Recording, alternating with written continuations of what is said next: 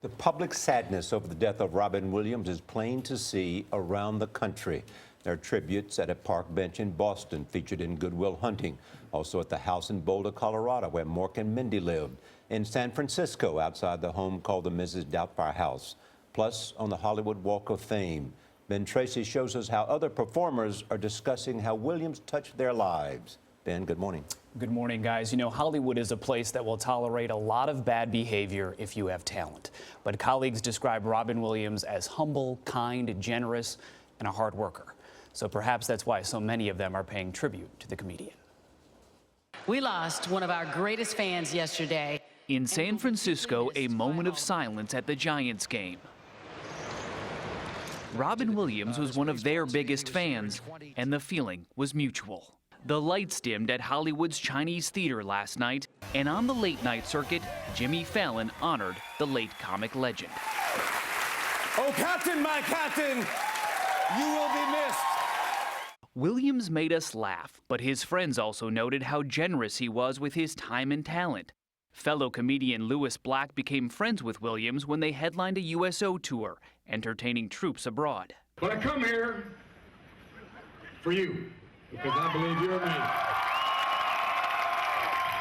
me. He hit the ground and he would come out of the whatever conveyance we were on and immediately give to the troops on a level that was astonishing. I'm not going to forget that. He had energy for every single person, and it was mind-boggling to watch. Actor Ben Affleck knows the feeling. He and Matt Damon co-wrote the screenplay for Good Will Hunting. The pair and Williams all took home Oscars. Affleck posted, "He made Matt in my dreams come true. What do you owe a guy who does that? Everything." Jeff Bridges, who co-starred with Williams in The Fisher King, recalled his work ethic, an often unconventional and wild approach to acting. I'm remembering the last scene of me and Robin out there at 4 o'clock in the morning, nude, naked, you know? And Robin is just wild and free, and he says, "Let the wild pony dance." He was just so wild. Of course, in the age of Facebook and Twitter, not all the comments about Williams' passing are positive.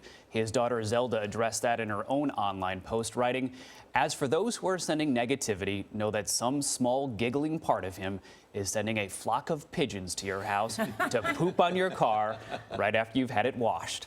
After all, he loved to laugh too. Yeah. Clearly, she got some of her dad's wit. Absolutely, yeah. You know, it was interesting that New York Times has a piece this morning about how there were so few signs. I mean, even though he had had a history of addiction and depression, someone said, you know, in Hollywood, he was so high functioning. He was never late to work. He was always kind to people. There were so few signs that he was sort of struggling with this in terms of his work behavior. Yeah. He was so productive. And people he worked with, and you know this, Charlie, because you interviewed him so many times, say he was the best guest to interview. Oh, boy. It was so much fun. Yes. We've seen that, Ben. Thank you.